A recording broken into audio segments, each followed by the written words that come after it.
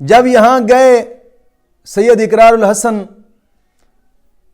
اس کو جناب علی جو پیر بنا ہوا ہے اس کو ایک آیت تک نہ آئی، ایک آیت نہیں آئی قرآن پاک کی، اور بات یہاں تک پہنچی کہ پوری سرعام ٹیم سے کیمرے چھین لیے گئے، موبائل چھین لیے گئے، مارا پیٹا، زخم و زخمی کیا۔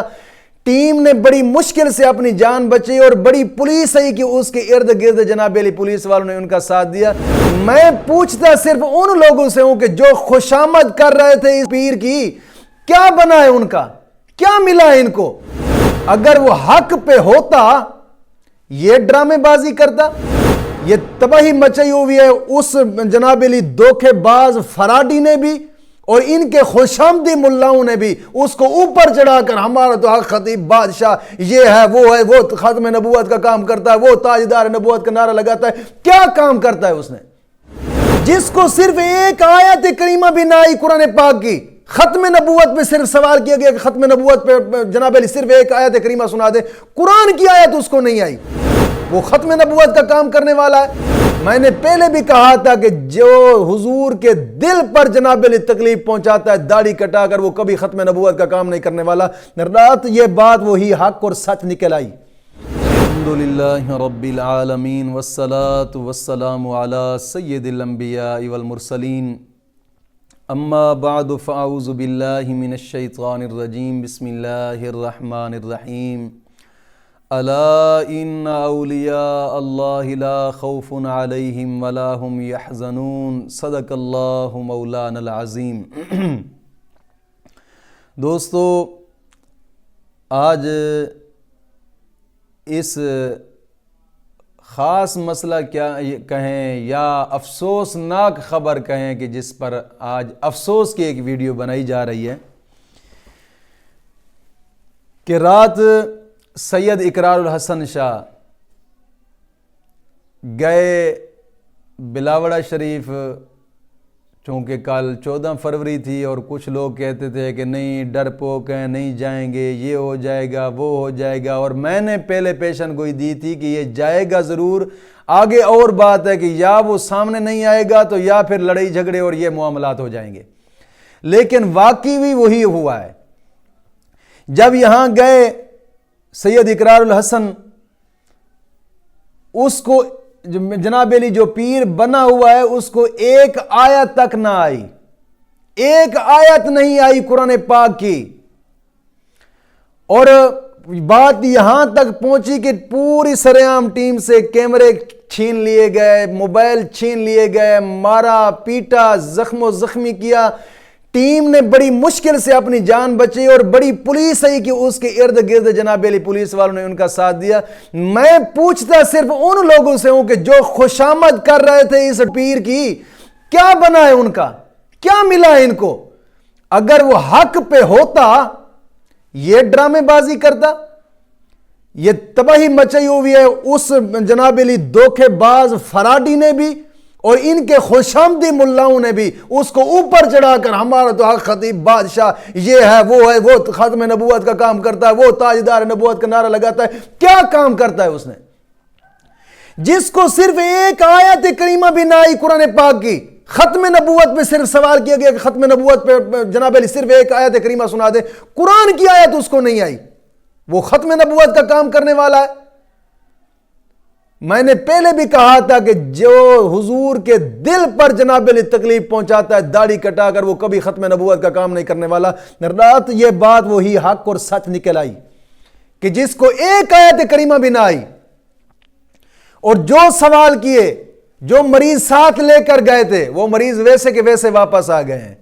کیوں نہیں ٹھیک کر کے دیے؟ اللہ کے ولی کا تو کام ہوتا ہے اس کے سامنے کوئی بھی اپنی مراد لے کر آئے شفقت کا ہاتھ پھیرتے ہیں، مارتے نہیں ہیں، شفقت کا ہاتھ پھیرتے ہیں، کیمرے نہیں چھینتے، شفقت کا ہاتھ پھیرتے ہیں، نہ کہ اس پوری ٹیم کو جناب علی 6 گھنٹے تک یرغمال بنا لیتے ہیں۔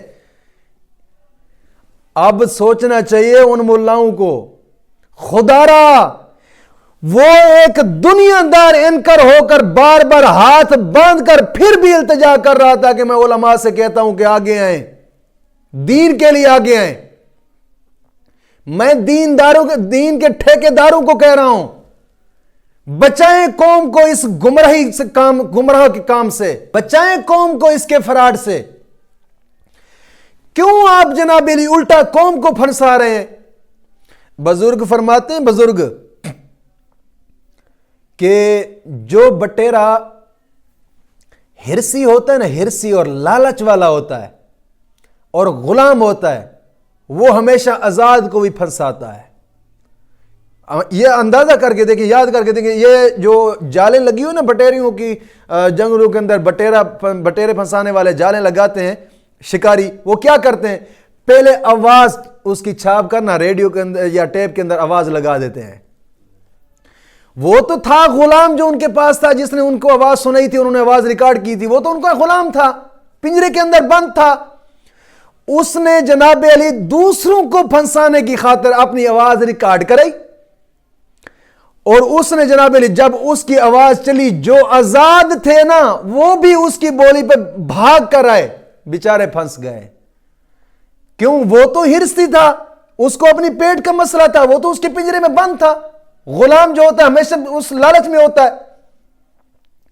یہ ہمیشہ ان کی خوشامد کرنے والے، جو ان کے غلام ہیں، ان کی خوشامد کرنے والے، ان کے جناب علی پیر بنا کر ہاتھوں پہ اٹھانے والے، مزید آزاد قوم کو ان کے جناب علی ہتھ کنڈے میں پھنسانے لگے ہیں۔ اب وہ ہاتھ باندھ کر علماء اہل سنت سے کہہ رہا ہے کہ علماء اہل سنت جاگے۔ میں اقرار الحسن صاحب سے کہتا ہوں کہ علماء حق جو ہیں وہ پہلے سے جاگ رہے ہیں، یاد رکھیے گا۔ یہ جو جناب علی اس پیر کی خوشامد کر کے اور ان کے جناب علی جو بیانات دے رہے ہیں نا، یہ علماء حق میں سے نہیں ہیں۔ مت سوچیں کہ وہ جناب علی علماء ہیں یا علماء حق میں سے، نہ، یہ وہ لوگ ہیں جنہوں نے 4 آیتیں قرآن کی یاد کر کے اور مصلی رسول پہ بیٹھ کر پیٹ کو پالیں اور پیٹ پوجا کر رہے ہیں، بس، یا 4 جناب علی آیتیں قرآن کی یا 4 تقریریں یاد کر کے بس یہ بیٹھے ہیں۔